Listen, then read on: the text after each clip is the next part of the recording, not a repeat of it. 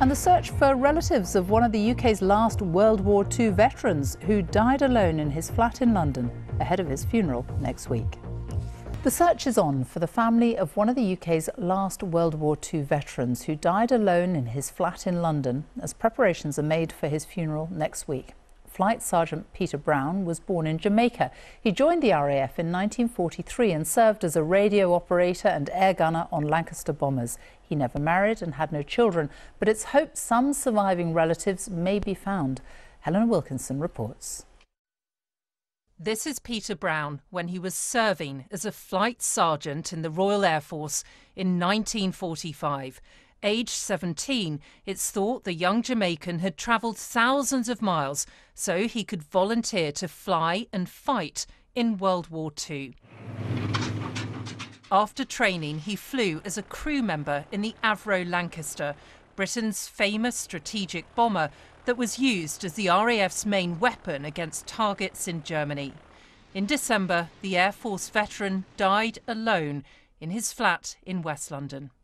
Fiercely independent, stubborn as hell, but a wonderful guy, always smiling. He was never miserable. We sort of chatted about his health. He was always complaining about one thing and another, but he kept going. So my knee hurts, but I got to walk to the shops, got to keep it going. Peter Brown had no known relatives. Now officials are searching for family members to attend his funeral. After Peter Brown came to Britain, he trained as a wireless operator and air gunner, and he flew in a Lancaster bomber like this one when he served in 625 Squadron.